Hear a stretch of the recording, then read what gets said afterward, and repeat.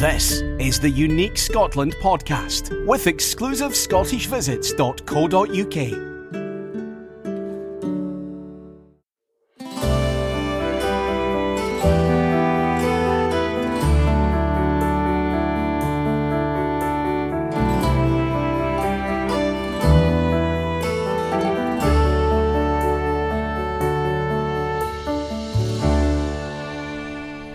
Hello, this is John Harbour. Welcome to Unique Scotland, the podcast from my website exclusivescottishvisits.co.uk, and welcome to the third in my series on whisky.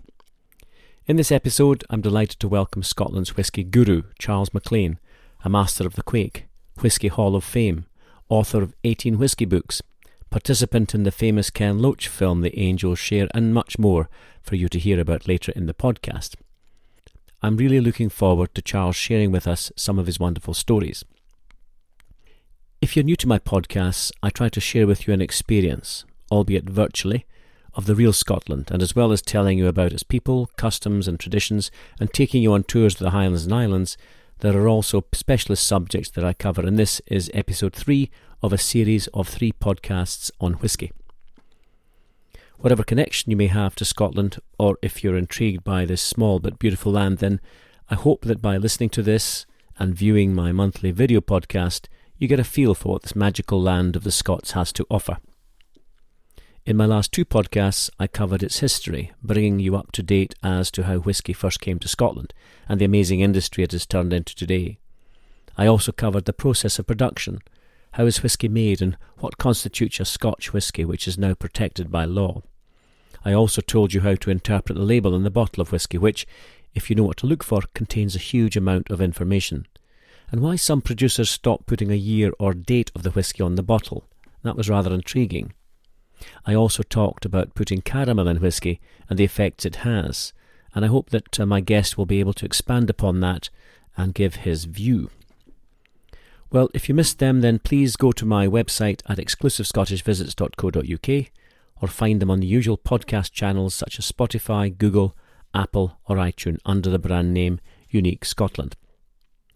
Before we hear from Charles, I just want to tell you about a couple of subjects not covered in previous podcasts, and that is the whisky regions and other whiskies from around the world, and I'm hoping that Charles will expand upon that as well. Well, I would now like you to relax wherever you are and thoroughly enjoy this, the third episode of my podcast on whisky. If you're at home and enjoying a wee dram of the amber nectar, then I raise my glass to you with the traditional Scottish Gaelic toast, Slán de bha.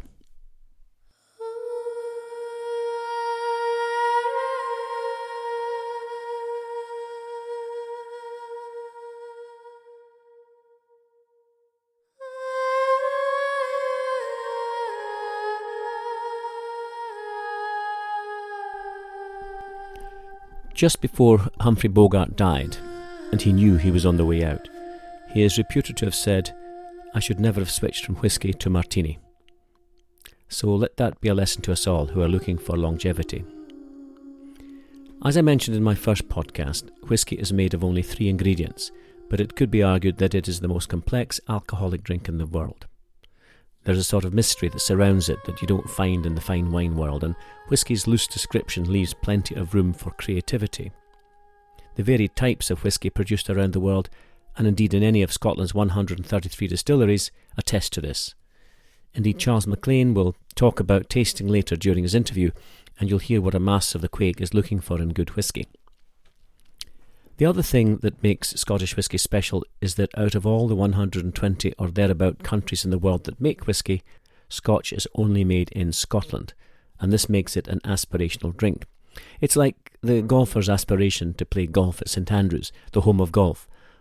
Regardless of the fact that there are some spectacular golf courses around the world, one aspires to the best, to the real McCoy, so to speak.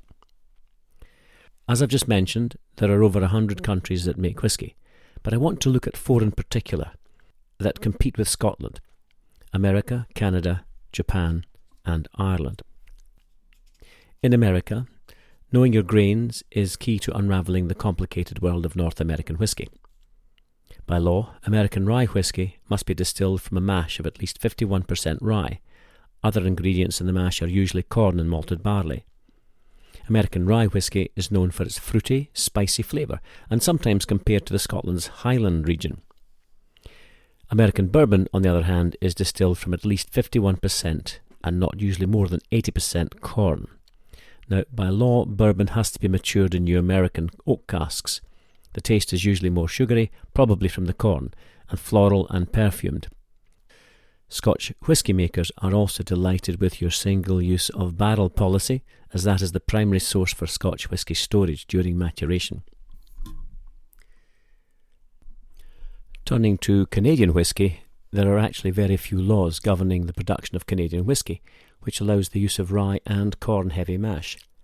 It only has to be produced in Canada and aged in 700-litre wood barrels for a minimum of 3 years. The variety of cask is up to the producer. Scotch, of course, must be matured in an oak cask. It's an interesting and evolving market where most Canadian whiskies are blends of triple distilled grain spirit. And flavours range from bourbon like vanilla, caramel and toffee to fruity and spicy. Especially where rye is used, and of course when special cask finishing is used, you get a variety of flavours. Now turning to Irish whisky, which by the way is spelled with an E, and that's usually triple distilled in a pot still, and is made from both malted and unmalted barley. The fresh barley adds a light, delicate, fruity flavour. Like Scotland, they also produce malt whisky from only malted barley, and they produce grain whisky made from cereals other than barley. Blends are also made from both cereals. Japanese whisky is the new boy on the block. Whereas we know that Scotland's whisky was being made at least in the 15th century, and probably well before that, Japanese whisky has been in the making for a few decades. However, the distilleries have managed to develop their own styles. They use a variety of still shapes and sizes and experiment with peated and unpeated barley. And they also have changed slightly the fermentation process. They use different yeast strains and cut points during distillation. They also use a range of casks, including the distinctive Mizunara or Japanese oak. There have been many awards for their whiskies, so it's clear that in a very short space of time they are competing with the best and they're doing well. I now want to turn back to Scotland and the divide between the whisky regions, which are often quoted when buying a bottle of Scotch. I'll give a very quick overview, as I'll be asking Charles Maclean shortly for his thoughts on this. The first regional division was defined by the Wash Act, 1784, which drew a notional diagonal line across Scotland, with different duties and other legal requirements applying to distilling above and below the Highland line. In the Highlands, malted barley was used almost exclusively. The more fertile lowlands made it possible to use mixed grains. This regionalisation changed when blending of whisky became commonplace, and the four acknowledged regions were Highland, Lowland, Campbeltown and Islay. As Scotch whisky connoisseurs will notice, the Speyside region is not even mentioned.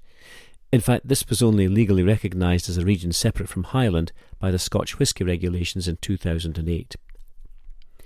Before it was eclipsed by Speyside, Campbeltown was described as the whisky capital. In the 1890s, journalists named it Whiskyopolis. There were around 30 distilleries here, and the sea route to Glasgow facilitated transportation. Today, but 3 remain. Well, that's enough from me. I now want to turn to our guest, Charles Maclean, Master of the Quaich, Whisky Hall of Fame. Now, Charles holds a degree in art history from St Andrews and law from Dundee. He's a writer to Her Majesty's Signet, Fellow of the Society of Antiquaries of Scotland, a visiting lecturer to the Smithsonian Institution in Washington, an honorary Fellow of Massey College at the University of Toronto. And I could go on, but for the purposes of this podcast, I'm delighted to welcome him for his knowledge and specialist subject, Scotch whisky. He has published 17 books, and there is another one ready for publication, including the standard work on whisky brands and the leading book on its subject, Malt Whisky, which, having been translated, is enjoyed in many other countries as well. And other publications include Whisky, A Liquid History, Maclean's Whisky Miscellany, and one of my favourites, which itself won many awards. He was founding editor of Whisky magazine, whisky correspondent for Scottish Field magazine, and has hosted a TV channel dedicated to the world of whisky. And I wonder how many of you saw the film The Angel's Share. Well, Charles starred in that as himself, a whisky connoisseur. and it was a feature film directed by Ken Loach, and one I would strongly recommend you try to see. Charles was elected a Keeper of the Quaich in 1992 for his services to Scotch, and then elevated to the Master of the Quaich, the industry's highest accolade, in 2009. To top it all off, he was inducted into the Whisky Hall of Fame in 2019.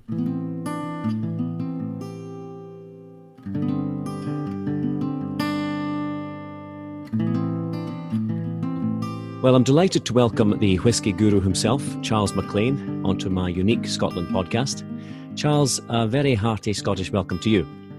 Thank you very much, John. Great. And I'm going to be a bit naughty by not asking a technical question. I'd like to go straight into, how was it being a film star in such an iconic movie, The Angel's Share, and working with Ken Loach? Well, all I can say straight off is thank God it was a good movie, because it would have been awful to be associated with a real bummer, you know. It was a splendid experience. I was originally recruited as a script advisor. The way Ken Loach works is that he doesn't tightly script it. He likes people to try and be themselves. And indeed, you know, hence, you know, like myself, I mean, he uses a lot of non-actors, and even the actors themselves are not tightly scripted.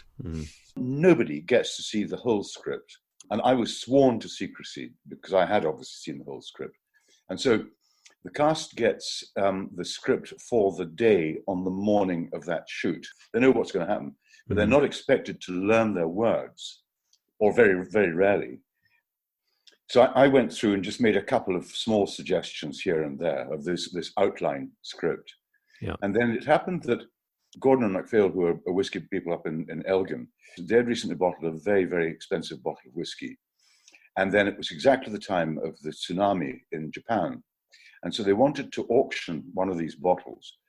You know, you're talking about £15,000. Oh, okay. And so I phoned, I do a certain amount of consultancy for Bonham on old whiskies. And so I phoned the managing director of Bonham's and said, would you be happy to do a single lot auction? And they said, well, yeah, we'll do it, but we'll do it quickly. And I knew that Ken was shooting in Glasgow at the time, the date that was chosen. And I also knew, of course, that there was a single lot auction in the film, in this case of a cask of whiskey, not a bottle.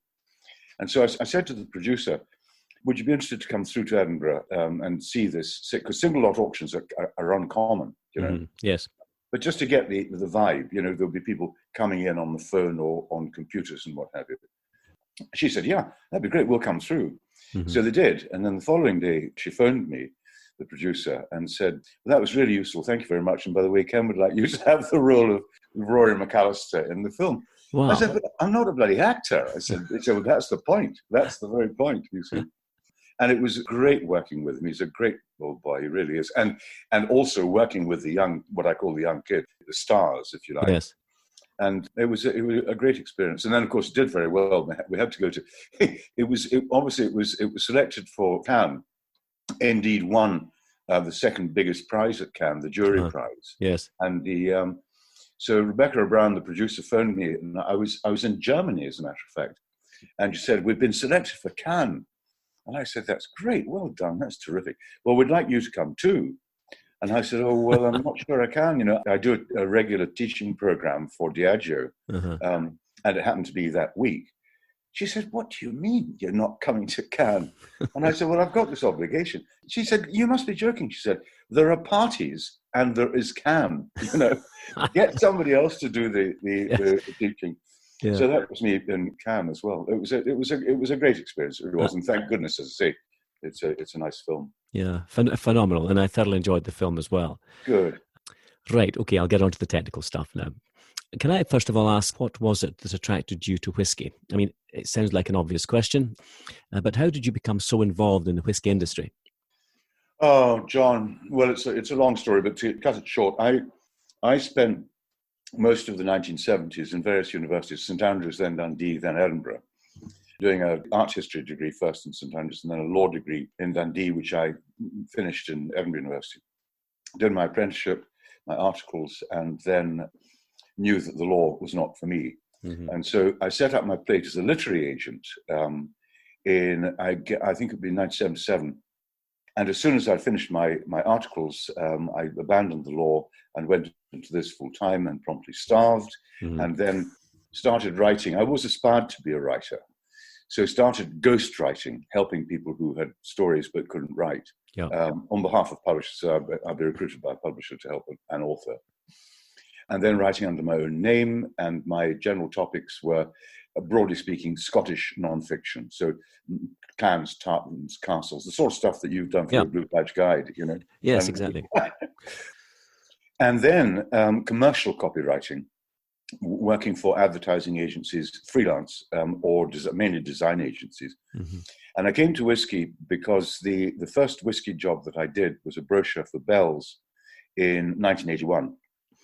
And it happened that, you know, so I had the agency was still running, books still running, and I like to have a book on the back burner for when the commercial stuff, which was the main business, when that was slack. Yes. And come 88, I had considerable interest in. I'd done a lot of work by chance for numerous whiskey companies, brochure work and reports and what have you. So I had a track record, and I also I was a published author. Yeah. So I made a proposal to a publisher for a book about Scotch whisky. That was signed up in 88 and published in 92. And from then on, it's been whiskey, whiskey, whiskey. And I've just finished my 18th book on the subject. Wow. Okay. Yes. In fact, I think I put 17. I've mentioned 17, but I noticed you said. Well, one's in train. It hasn't yet. Right. It's with the publisher, but it hasn't yet been published. Is that the Whiskey Miscellany? No, Miscellany that was some years ago, but it's gone through several editions. This one is called A History of Whiskey in 100 Objects. And I don't know when it'll appear. I'm hoping it will appear this September, but it may not be till next September for some extraordinary reason. Okay. Well, we'll look out for it, Charlie. Thank you for that. I know that you give tastings of whiskey all over the world, and with COVID lockdown, you've been conducting virtual tastings on the internet. Can you share with us a recent virtual seminar and maybe the sort of whiskey you tasted? Well, I've got the most recent ones that I've been looking at are a number of cask samples. Can you see it? Yeah. Yes, I can see that. Yeah. We cask samples. Look at them. These are all Glenfarclas. Right. And I've just finished them. They're absolutely beautiful samples. Wow. Yeah.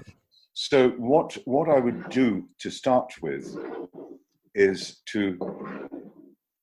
I make a distinction between just drinking for enjoyment, and drinking to appreciate. And in the case of malt whiskey in particular, so I mean, enjoy it as you like. You know, you may remember that in Glasgow it was very popular to put lemonade in whiskey. Yes. There would be bottles of lemonade on the bar top, you know, and you just help yourself.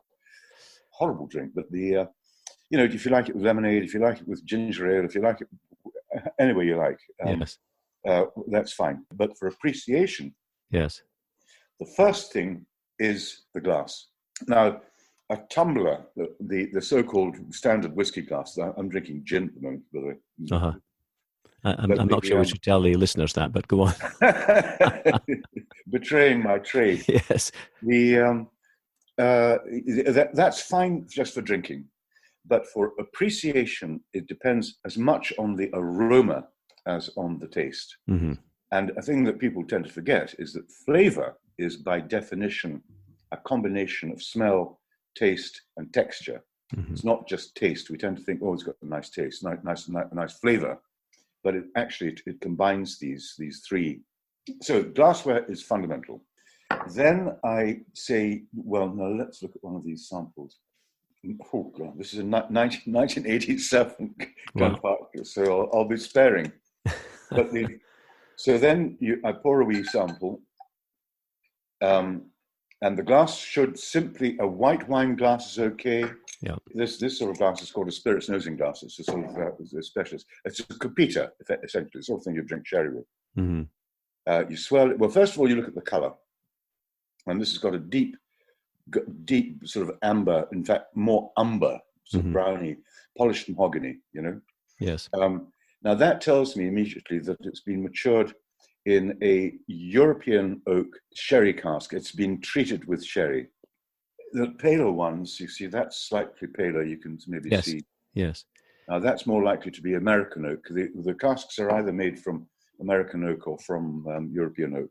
Mm-hmm. And the European oak is more tannic and gives a deeper color. It's like tea, tannins in tea. Yes. So you judge the color, you guess the cask, and of course sometimes the casks are first fill, sometimes they're refill casks. Anyway, you can look at the legs if you like, which tells you some of the little dribbles that come down, tells you something about the likely texture. Yes. And then you nose it for the first time. And the first thing you remark on is what's called the nose feel effect. So the actual physical effect that the spirit is having. This is mellow, but it has a very slight prickle. And that's useful to judge how much, because in the end, I'm going to add a little drop of water. And so I want to take off that prickle to open it up. Yes. So I nose, and I try and describe what I'm smelling. It's nose drying overall. It's got some deep sort of dried fruits, and almonds. I mean, a Christmas cake comes to mind. Mm-hmm. Lovely, rich, rounded aroma.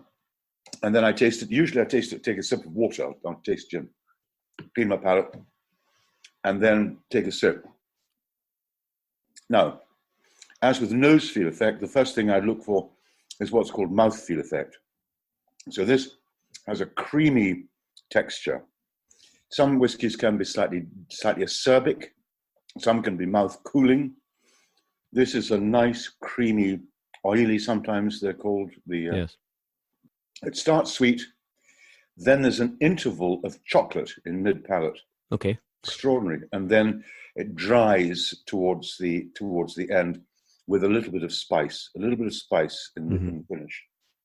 So then I put in a drop of water, enough to open it up and to... and you're just taking a small droplet thing, and I literally, a few I drops. usually use this, but I found out the water. But Okay. I use that. But I mean, like a teaspoon. It's really as much as that. Teaspoon, just a little drop to start with. But you want to open it up, and it has. You see, it's brought up the aroma, and then this time when I taste, I'm going to hold it for much longer in my mouth to really get to grips with what we call the balance of primary tastes. The saltiness, sweet, sour, salty, and bitter. Sweetness at the front, salty, and what we would call acidic, or what in wine terms would be acidic, that's sour, and then bitter as you finish, yes. As it goes down. Again, lovely texture. With a little bit of water, of course, it makes it much easier to hold it in the mouth. Yes. It's reduced the sweetness, chocolate's still there, reduced the dryness. Mm-hmm. And it's got a long finish, long warming finish. Right. And chocolate in the aftertaste. So that's how you do it. That's Excellent. How you do it. Excellent. Well, you've actually just made me feel rather thirsty, so I might just have a little dram of my own. As you can see, nice wee glass. Look at that. It's cut crystal in the shape of a thistle, which is actually quite sweet. Very nice. And that would work quite well as a nosing glass because the rim narrows slightly, so you've got a nice bowl to swirl it. Yes. And the rim narrows very slightly. Uh-huh. That's the key thing, to direct the aroma up your nose. Yes. Well, thank you for that little lesson. That's unexpected, but very welcome. Thank you. As you know, in this particular podcast, I've talked about whiskey regions, and some whiskey drinkers will revel in the fact that they've bought a particular whiskey from a particular region, sort of intimating that it's got a specific characteristic associated with that region. Do you believe to be true today about regions? What relevance do whiskey regions have in the 21st century? The industry is trying to move away from regions. I should say that to start with, in that the science is understood so much better that they can create whiskies of a certain style anywhere in Scotland, but they cannot replicate, yet to be done, to do a precise replication of the product of an individual distillery. That still defies science. Right. But having said that, it has historical precedence, the whole regionality business, going back to the 1780s, when Scotland was divided for tax purposes and various other regulations, for distilling regulations, between the Highlands and the Lowlands. Yes. So what was called, you'll be familiar with the Highland Line. And I think that term was first used actually in relation of I think it was called the Wash Act. Anyway, there were different regulations above and below the line. So you had Highland whiskey and Lowland whiskey. They had different And the line you're talking about, is that the Highland boundary fault line from the way up in Peterhead down to, in fact, Helensburgh actually runs all the way down? Yeah, that's right. Okay. It's loosely speaking, yeah, approximately Dumbarton to Montrose. Right. Everything north and west of that was Highland, and everything south and east of that was lowland. And of course, as you well know, there were different linguistic traditions, different customs, different dress even in those days. Yes. Except that kilt had been banned. Right. The distilling in the Highlands was always done from malted barley because they didn't have surplus crops. Yep. And always done in pot stills. And private distilling was perfectly legal until 1781, when it was summarily banned. And so you had to have a license to distill. Mm-hmm. Of course, everybody had been doing it forever, and so they just went underground. So the style of whiskey made in the lowlands tends to be different from that in the Highlands. The lowland whiskey they used mixed grains and indeed in some cases even vegetables. And because the tax, by the late 18th century, tax was based upon the estimated amount of spirit that could be made from a still. And so what they did was invent stills with a very broad base, which could be flashed off. Let's say the estimation that you could charge and discharge a still 3 times a day. Mm-hmm. Well, they were managing to do it in about 5 minutes. Wow, okay. So you get multiple discharges, but the spirit was filthy. Yeah, it was horrible, and and that was why it all went into punch. They would mix it with lemons and because it was drunk straight from the still. Right. A lot of this spirit was sent to England actually for rectification into gin, and it was gin made in Scotland as well. But the law was all changed in 1823, and it was made possible to make decent whiskey at a reasonable price. And so it encouraged previous illicit distillers to go legal. Yes, I think tax was halved, wasn't it? I think. It was at least. And the next significant date would be 1830, when the continuous still was invented. Mm. It makes a very strong, a very pure, therefore somewhat tasteless. Think of vodka. It was adopted by a number of lowland distillers, but never really adopted in the Highlands. Mm-hmm. So you had a phenomenon where so the lowland whiskies tended to be lighter. And then with the advent of the so-called grain whiskey, i.e. not made entirely from malted barley, only about 20% of the mix was malted barley. You got very distinct style of whiskey in the lowlands. And then after 1860, the blending of the two styles, the grain whiskey and the malt whiskey, became they were mainly wine and spirits merchants, the early blenders. And they were setting out to achieve, Andrew Usher in Edinburgh was the first, so beautifully the first, 1853. Yes. But you couldn't mix the two, grain and malt, without paying tax until 1860. Yes. And so that opened the floodgates. And what they were doing, they were setting out to produce a consistent product, a blend which was more appealing to a wider range of people, and repeat it again and again and again. So you can't, as you'd be aware, you can't brand unless you've got a consistent product. Yes. And so then you got towards the latter part of the 18th century, you got the big brands like Dewar's, like Johnny Walker, like Bell's, like Grouse, etc., etc. So that establishes the Highland Lowland, but we have 5 whiskey regions, of course. You're looking at Speyside now, Campbelltown, and of course Islay. And one wonders how Campbelltown can survive with only 3 distilleries there. Yeah, one said 29 though. So what was being discerned by blenders by the 1880s were they divided our country up by regionality, and that was by the style of the spirit that was coming from Highlands, Lowlands, and then, as you say, Campbelltown and Islay. Speyside was not a separate region, and Speyside really came on the map in the 1890s, and they were making malts with a style which was very, very appealing to blenders. Soft, sweet, easy drinking. Yes. It was never really called, it was not even called Speyside really until I would guess the 1960s. They called it Strathspey, it was called the Glenlivet style. These and a lot of distilleries attached the name to the Glenlivet word to their own name. Yes. Because it helped them sell the stuff, So that's how you got that's how the 5 regions came about for blending purposes. And they're unknown to the consumer. because the consumer in these days was drinking nothing but blended Scotch. Yeah. Very, very few.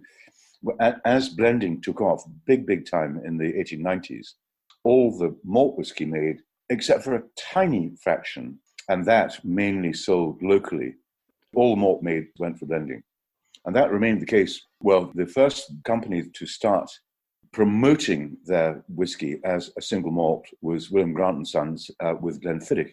Mm-hmm. That was in 1963. Right. And so there were malts around, but I mean, I have a book here that said that in 1930, malt whiskey was unknown, and it was a wonderful book. In fact, I would highly recommend it to you. Inez MacDonald, Whiskey. It would be my Desert Island whiskey book. Okay. It was a polemic against the whiskey industry, really. I'll just repeat that. That's Inez MacDonald. Inez MacDonald, Roger. It has been reprinted quite recently, and so it is available on Amazon or whatever it is. So great. I will find it. Wonderful book. Anyway, so for one reason or another, which I won't go into because it's too complicated, the Grants decided that they would promote Glenfiddich. The rest of the industry looked on amazed. Who on earth would want to do that? Mm. Who on earth wants to drink malt whiskey when you've got blended Scotch? And then, so they had what's called in advertising terms a first mover advantage of about 10 years. Yeah. And then some of the other smaller independent, they saw the huge success of Glenfiddich, which Grants had now, by this time, owned Balvenie into the... Of course, yeah. They owned Balvenie as well. Yeah. So a number of whiskies, but still only less than 1% of the malt whiskey made was bottled as single even by 1980. Right. But then you got a crisis because there was far too much whiskey being made than there was demand. There was a crash in demand. People were turning to white spirits, particularly Bacardi, white rum, and vodka. Yeah. And also in the UK, the wine was given a lot of tax breaks after we joined the European community. Yeah. And whiskey was considered to be dad's drink, or indeed even grandpa's drink. Yeah. So 83, 85, a large number of distilleries closed. But then, lo and behold, people started to talk about malt whiskey. One of the most astonishing things that you may not know, John, is the Macallan, which is now a global brand, and indeed Glenmorangie, the same, yes. Yes. They took note. They were remarking, even in the 60s, of the success of Glenfiddich, but they didn't start promoting they were setting aside stock for bottling as single malt. Yes. So they went to market. They started to promote it in 1981. Wow. And that's not a long time ago, so far as you and I are concerned. No. Astonishing. And the guy that told me the first marketing director they appointed, a chap called Hugh Metcalf, in 1978. In 1978, Macallan's entire promotional budget was £50 for the brand. Well, it all went for blending. They've clearly been successful, because I was up there just at the back end of last year, and the new distillery with the fabulous eco roof, it's just phenomenal. And I think they've probably increased production by another 50% or something. I would think that. Yeah, I think that's right. Yeah. That's super. Thank you for that. The one thing I always want to ask about is when I go around Scotland, I visited a large number of distilleries. In fact, I think just over 50, and I always try and go around them, at least once. But it's incredible that each one creates a unique signature, especially as they all start with the same 3 ingredients.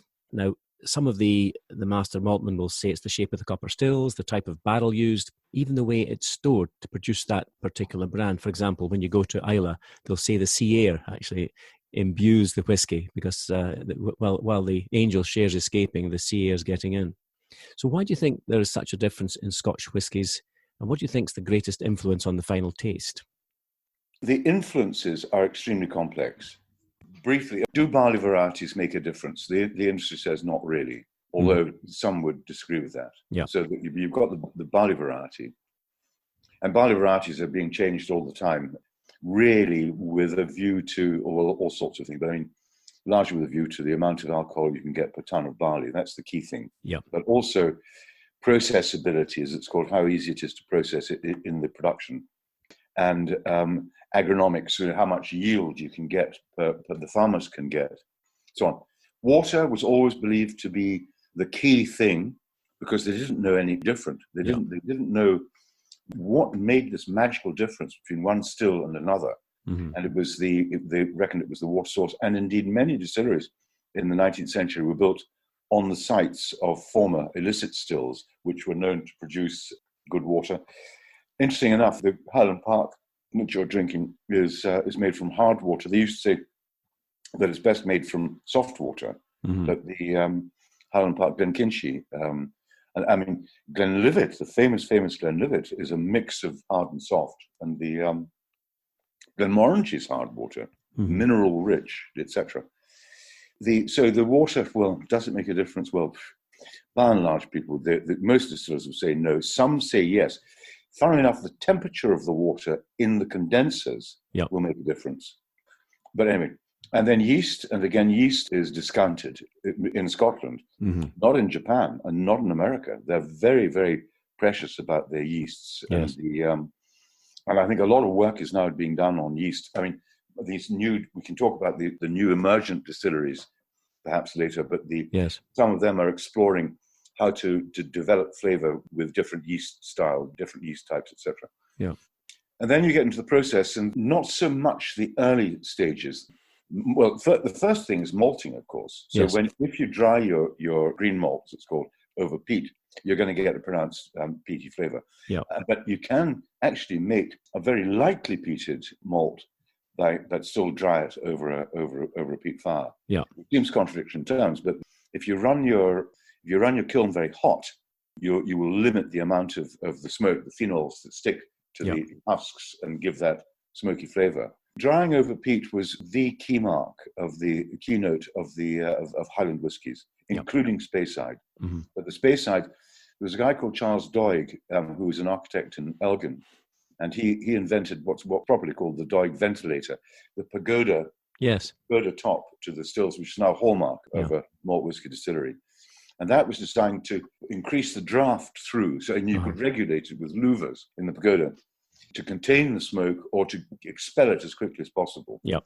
And so you could, with this device, you could make a relatively lightly peated malt with a peat fire. And that's what happened on Speyside. That was one of the reasons why Speyside developed that style. Yes. Which wasn't profoundly smoky. Yes.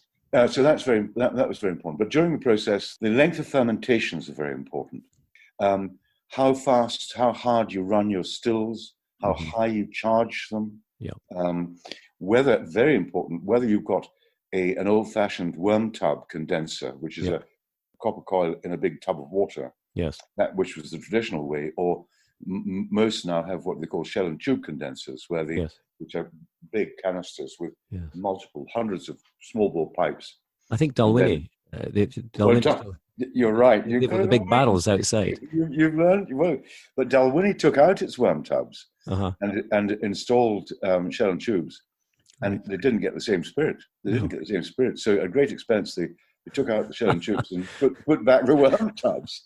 Well, the barrels are still there. Yeah. Well, they've got the worm tubs now. So they're very handsome looking, and but so that plays a part on particularly on the weight, the spirit, the oiliness. Yes. I mean, people with worm tubs would say it's a more traditional style of spirit. Yeah. The condensers, the shell and tubes, they tend to produce a lighter style. It's all to do with the contact that the vapor has with the copper. With copper. You know, both in the still and in the condenser. Yes. But then the most important, no doubt, is the cask. Right. That cask contributes massively to flavor of the finished product. Yeah. Obviously, they have to be made from, well, now it used to be just wood, but they have to be made from oak wood now. Mm-hmm. Two kinds of oak are used: European oak or American oak. American oak tends to be seasoned with bourbon, so they're ex-bourbon casks. Mm-hmm. European with sherry. You know, people talk loosely about sherry casks and bourbon casks. Yes. The contribution that the first incumbent makes is slight, particularly bourbon, may come through in the first fill, the first time it's been filled with Scotch spirit. And of course, then the number of times they've been filled with Scotch spirit. So first fill, they're going to be much more active. And God, I'll tell you a story. Last night, I was talking to a distiller, a D-side distillery, and he produced 2 samples of very good coloured whiskey. And he said, let me have your opinion of these. And so I tasted them both, and they were superb, really, really superb whiskies.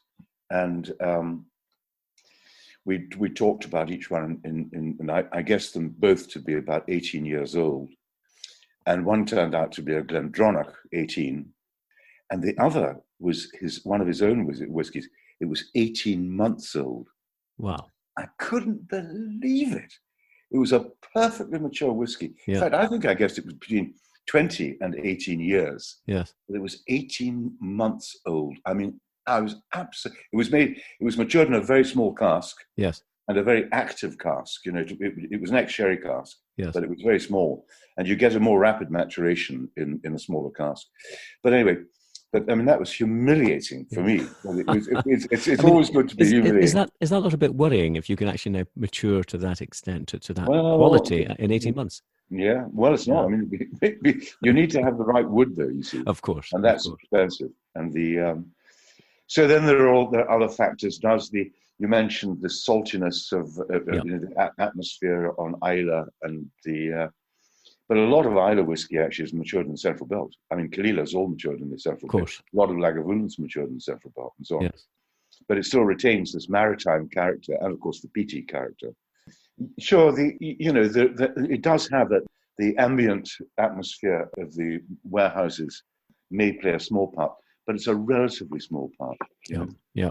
So that all these factors, and it's extremely difficult. You can't really imitate. There was a famous story in the late 1890s. The Glengrant was doing terribly well. And so they built another distillery just across the road in Rothes called Glengrant No. 2. And that failed. Obviously, they copied the stills. They had the same malting regime, same source of water, and it produced different whiskey. Wow. And it wasn't as desirable as Glengrant No. 1. Yes. And it closed in 1900 and then was revived in the 1960s as Cappadonic.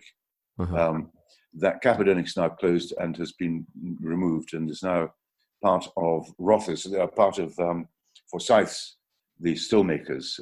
Yeah. It's fascinating how we've moved on. In fact, I think I counted 132 or 133 distilleries at the moment, many of which were opened last year. I think I've counted 10. Yeah. Do you think that Scotch whisky's moved with the times, especially with the new generation's approach to drinking whiskey, adding water and mixers? And I noticed that certainly the 10 I looked at last year or the year before, they were sort of relatively small, boutique-type distilleries. How do they compare with the big boys up in the space side? Well, there's several questions there, but it's very much market to market. Scotch whisky has a global market. Yeah. For example, I do quite a lot of work in Asia, in China and Taiwan, and particularly, and I've got 2 bars named after me in China, Charles Whiskey Bar, and in Beijing. One in Beijing and one in Hangzhou. Well, you see, it's interesting that the customer profile there is much younger than. Well, I'm not talking kids, but probably from about 25 through to 45, let's say, and many more women who enjoy whiskey. Same in France is similar in terms of female consumers. Yeah. So the traditional markets like the UK, like the US, Northern Europe, tends to be more sort of men and older men. Yes. After all, whiskey is an acquired taste, so you can't get around that. Yep. But the one thing that's made a big difference is the social media. Yes. Because now, and of course the kids, so-called, they're chattering away on social media. And so the exchange of information about whiskey, I can't tell you the global enthusiasm for whiskey. That's why it's become such an important item in tourism in Scotland. Yes. People become, more so than beer drinkers or even wine drinkers, they become passionate about whiskey. Not only Scotch, but the non-Scotch, as we call it as well, Irish and American, Japanese, etc. But the passionate about it. And if they're exchanging these ideas and their thoughts and their tasting notes and blah, blah, blah, which is all grist to the mill, for the whiskey industry, generally speaking. Now, what was the other thing? Oh, now, you're absolutely right.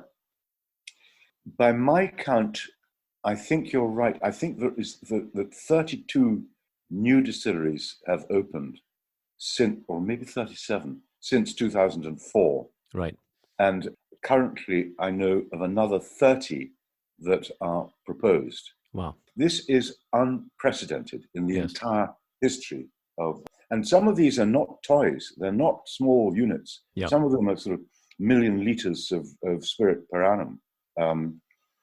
But the smaller ones, I mentioned that the backbone of the industry was blended Scotch, and so the entire product of the malt whiskey distilleries was you would gear your production for a year on your so-called filling orders, the orders that you had. For blenders would say, I want you to fill 100 casks for me this year, etc.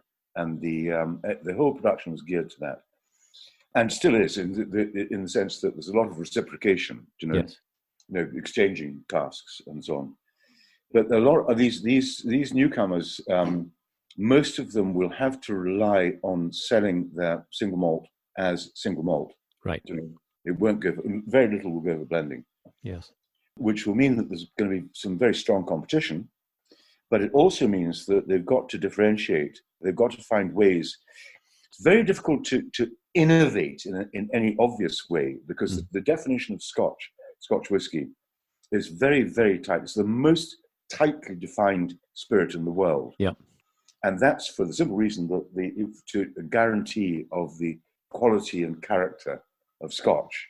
Mm-hmm. And so it's a good thing, but it does, some distillers get very, for example, in America, they've got these horrible confections where they add honey or molasses or, and they produce a drink which I think is horrible, but it's very popular. The Americans have a sweet tooth anyway, and it's very popular with younger drinkers.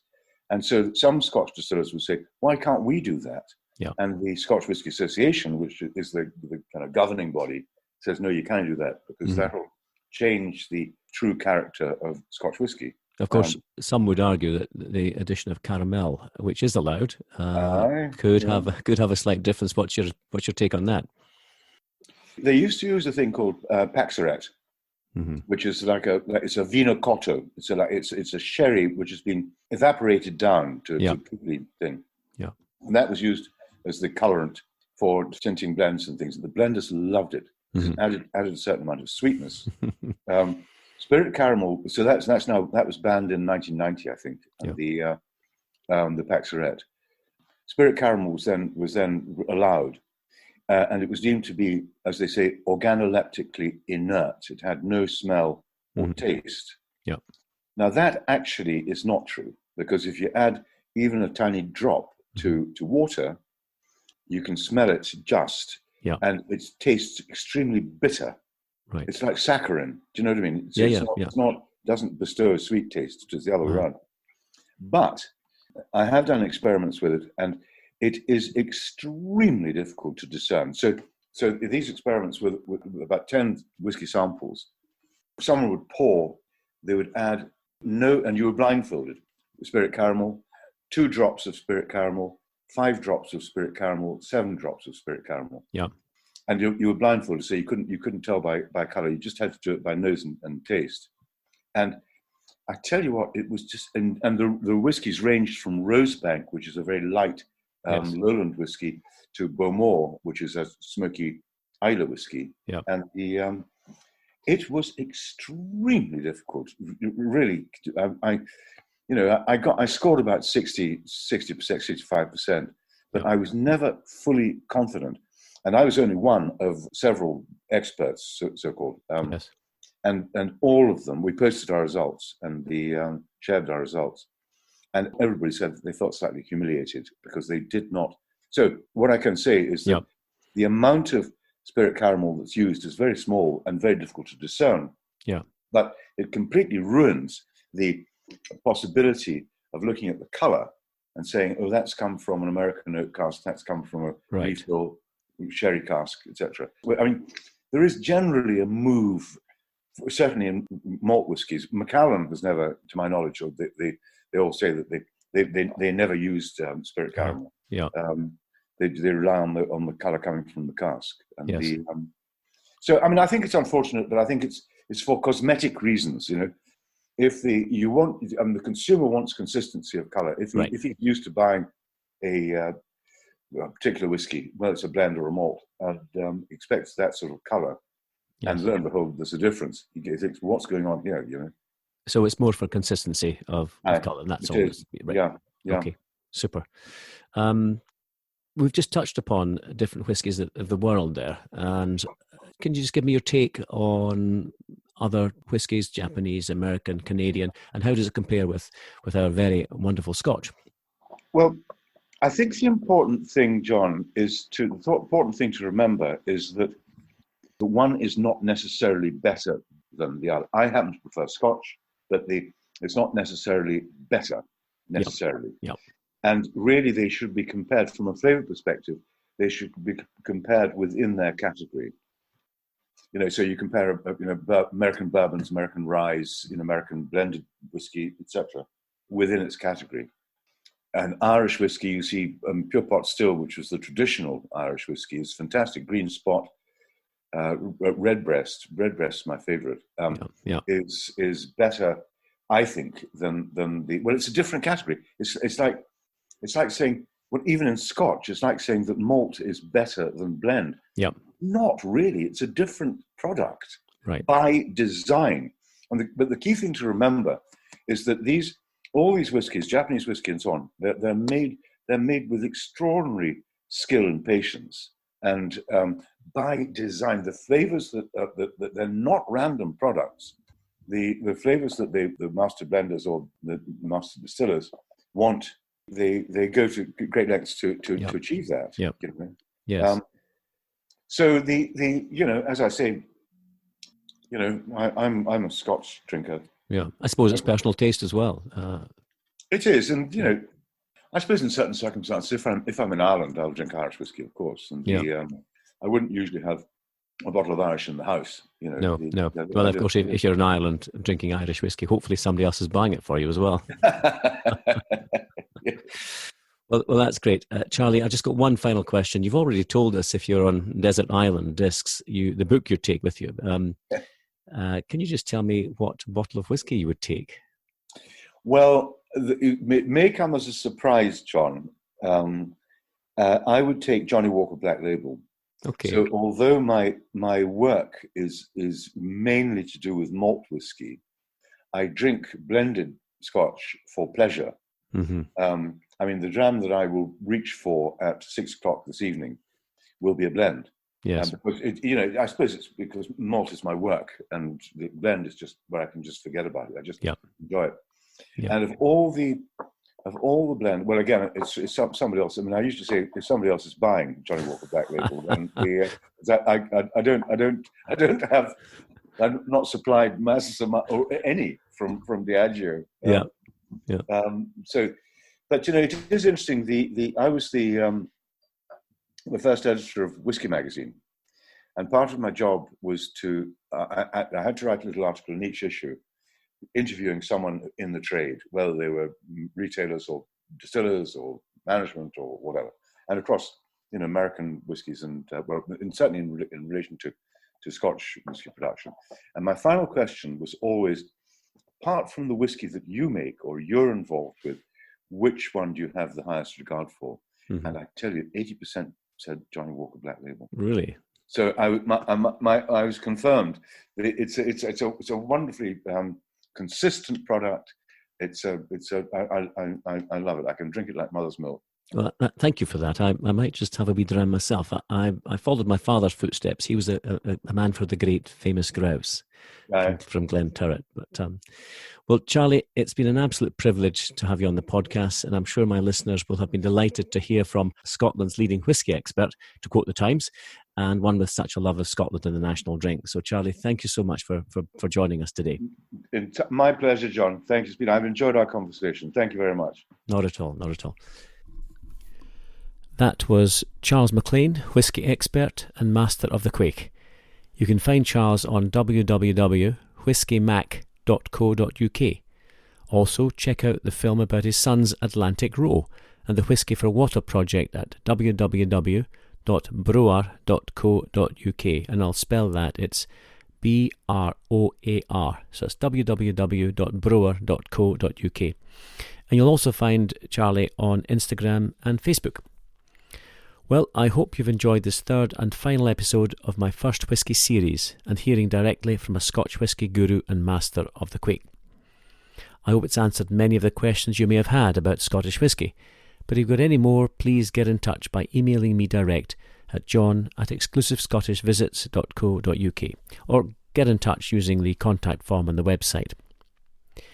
In next week's episode, I'll be sending you one of my monthly letters from Scotland to keep you informed as to what's going on in this wee country as seen through the eyes of one living here.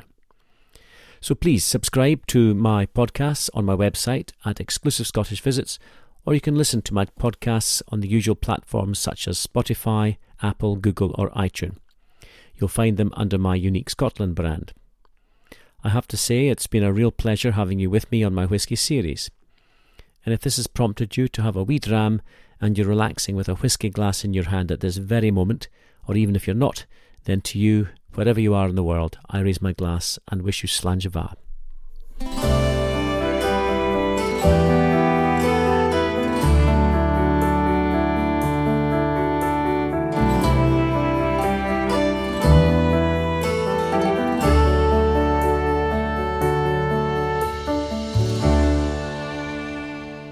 You've been listening to the Unique Scotland podcast with exclusivescottishvisits.co.uk. To receive all our episodes automatically, please subscribe now.